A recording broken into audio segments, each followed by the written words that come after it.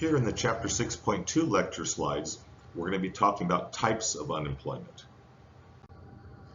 Now, what do we mean by types of unemployment? We mentioned on previous slides that you can be unemployed because you're just re-entering the market after years in school, or you're a re-entrant for some other reason. So that's one way of thinking about types of unemployment. But here we have a particular economic argument that we're trying to make why someone might be unemployed. Let's start with the first category, the seasonal unemployment. Now this one should be a pretty obvious one. If you are a student, like at high school level, for instance. At the high school level, every time school year rolls around, and here you are now in May and school's ended, and so you go out looking for a job at McDonald's. Now, given how many students are out looking for a job, what would you suspect would be true about the unemployment rate? Well, it's going to rise during the summer, right? And that's because it's going to be harder to find a job with so many students looking for a job. That would be an example of seasonal unemployment. Another example would be you are a ski instructor in Colorado and it's now getting close to April and the snow is melting and very few people want to go skiing, and therefore ski instructors get laid off. Those would be examples of seasonal unemployment. The reason you're unemployed is because the season has changing the underlying nature of your work. Now, that's not the only reason people can get unemployed. The next reason, far more important in total size of unemployment, is something called frictional unemployment. Now, what this means is, with frictional unemployment, people have the skills that employers are needing. The employer wants to hire the worker, but the two haven't found each other yet. There's quote-unquote friction in the market because it takes time to find an employer and for an employer to find you. You have to go through a job ad, then you have to go through a search, then you have to go through interviews, then you have to go through the onboarding process before you finally get hired. All of those things will suggest that even when qualified workers are looking for a job and there's jobs out there for them to find, it's going to take time for that to happen. That's what frictional unemployment is.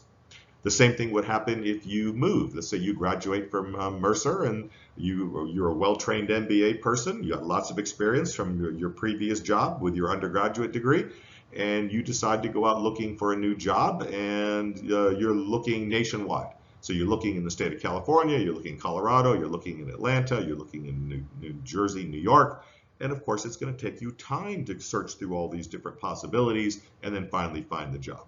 So that would be an example of frictional unemployment. Frictional unemployment is naturally self-liquidating in the sense that as long as you make an honest search for work, you will find it under frictional unemployment. Because the only reason you're unemployed is that you just haven't found the employer yet, even though the employer actually wants you if they knew who you were. Number 3, this one's going to be more difficult. Structural unemployment.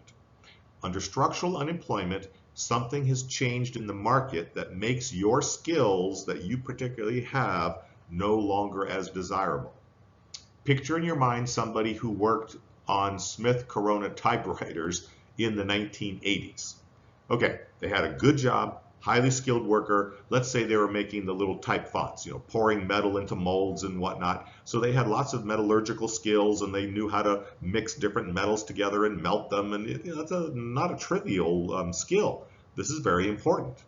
However, once the computer eliminates the need for typewriters, that worker gets laid off. Now, where do you go looking for a job? You're obviously not going to find it in the typewriter industry because that industry no longer exists anymore, right? So now you need to go find a totally new job in a different industry, maybe with different skills. So somebody out there needs a foundry worker, but not exactly the foundry job that you're trained for. So most likely you're going to need to go through some kind of retraining or something like that. So structural unemployment is harder to solve than frictional unemployment, as you could imagine. So you either need retraining or you need to move to a new city where people actually want your skill. And then last but not least, we have cyclical unemployment. Cyclical unemployment is due to the business cycle. This means that when business conditions are bad all over, people get laid off. Even though they have good skills, it just turns out when the economy is bad, no one wants to hire. And then when the economy gets better, everyone gets hired, and then the unemployment rate goes down. So all of these reasons will contribute to having unemployment. So when we define something as full employment, Essentially, we're eliminating cyclical unemployment, but the other three still exist. Even in a really good economy, we recognize students when they get out of school to go get a summer job, there's going to be way more students than there are jobs. There's going to be unemployed students, right? So that's not something that's a fault of the economy. That's a problem that we have because of the school year. We have way too many students coming on the market at one particular time. Or ski instructors have to get laid off when the snow disappears. I mean, that's pretty obvious. So that's not a fault of the economy. That's a fault of the fact that snow melts in the summertime. So my point, of course, is I want you to realize in number 1, 2, and number 3, those are natural parts of the economy because there's always conditions that will fit into one of those 3 categories. The cyclical unemployment is not part of full employment, whereas the others are. So some degree of unemployment will exist even in a well-functioning economy. That's where we're heading with this argument. Now, I've already gone through this slide earlier. I just simply talked over it. So let's just remind ourselves there's lots of people who, for seasonal reasons, lose a job or can't find a job, so they'll be unemployed for that. Frictional unemployment, as I've already pointed out, we have workers moving between jobs. They have the skill that employers want. The employers are trying to find them. They just haven't found each other yet because of the friction of lack of knowledge and the time it takes to go find the job.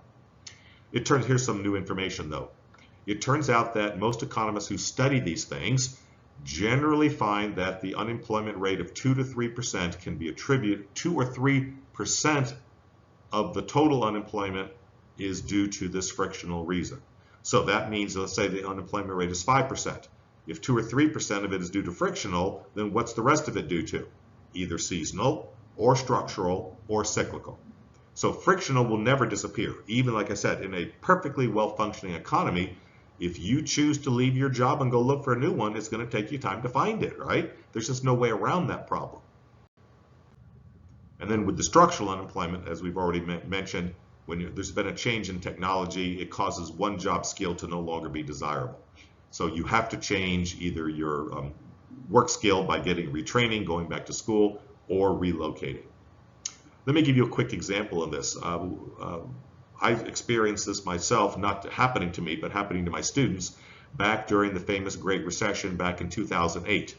The bottom dropped out of the real estate market. It was terrible.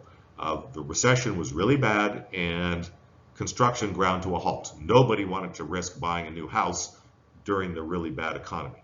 So when no one's buying a house, the contractors start laying off their workers. When they lay off their workers, the workers no longer have a job, right? So that would be an example of what? Would that be structural unemployment?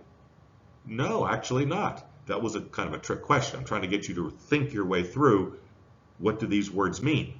The skill of the carpenter is still a good skill. The problem is no one's hiring at the moment because the economy is doing bad. That would be an example of cyclical unemployment. So this is the reason why I want you all to think these things through, that retraining the carpenter is not going to end up helping the carpenter because of that issue, is it? If no one is, hiring, if there's no construction going on, we have to wait till the economy gets better, and then those construction workers will find work again. So it's very important to try to get the economy back on track. A bunch of the later chapters in this course will be dealing with those issues of how does the economy go bad and how do you get it back on track. But we're laying the groundwork for why we care about those things because of the effect they have on things like unemployment. And in previous set of slides, we recognize that unemployment causes a great deal of both stress and problems for people in society. Now, the cyclical unemployment was the last one we talked about. That would be an example of the economy going down into a recession and workers getting laid off, and then vice versa. When the economy comes out of a recession, goes into an economic boom, lots of workers get hired, and therefore the unemployment rate drops. So let's take a look at what the unemployment record has been since 1900. So here's a 100-year time period. You can see that in the early years up from 1900 to 1930, you can see that the unemployment rate bobbles up and down quite dramatically because we have recession years where the unemployment rate spikes, and then good economic times after that, the unemployment rate drops dramatically, and then another recession happens and the unemployment rate spikes again. And so we see up, down, up, down, up, down. And you can see from the middle 1920s all the way up to the early 1930s, we have very low unemployment. This is referred to as the Roaring Twenties. During the Roaring Twenties in the United States, there's a very significant economic boom. Unemployment rate falls dramatically, below 5%. Now, once you hit the Great Depression, starting in the 1930s, what happens? Actually, you see a massive spike in the unemployment rate. It goes to over 25% and stays pretty high, certainly above 5%, until we get all the way to the 1940s in the middle of World War II. And then artificially, the unemployment rate drops dramatically below normal because most young men, instead of looking for jobs, are now in the military. And so firms have a real hard time finding workers, so unemployment rate drops dramatically below 5%, down around 2%. And then, of course, when the war is over, unemployment rates rise more to a normal level, closer to 5%. And then you can see the economy up, down, based on business cycles. But you notice the business cycle is not as dramatic as it was during the early 1900s. So starting in the 1950s, you see there's still ups, downs, but they're attenuated in the size. Until we get to the 1970s and 80s. There we get some pretty serious recessions. You can see from 1975, the rate of unemployment drops dramatically. In 1973, the unemployment rate spikes dramatically. This was due to the OPEC oil crisis. It hit a peak around 8% or so, and then unemployment for the next 5 years was going down, until right before 1980, 1979, we have another recession, and then you can see the unemployment rate goes all the way back up to 10%, and then slowly by little works its way back down to 5%, until the early 1990s. Another recession happens, unemployment rate bumps up a little bit, and then we have a long period of time from the early 1990s up to the year 2000 where unemployment keeps going down, gets below 5%, we have another recession, and on and on. I'm not going to describe every single one, but I guess I came close to it. But the point I want you all to realize is unemployment rises and falls based on the business cycle, but you notice even in the best economic times it never goes to zero. And that's because seasonal unemployment always exists, frictional unemployment always exists, and as long as the economy has new technology being introduced, structural unemployment will always exist as workers get retrained and put into new positions that they would not have taken before they got the retraining. So we're always going to have some level of unemployment, which now introduces a new concept, the natural rate of unemployment.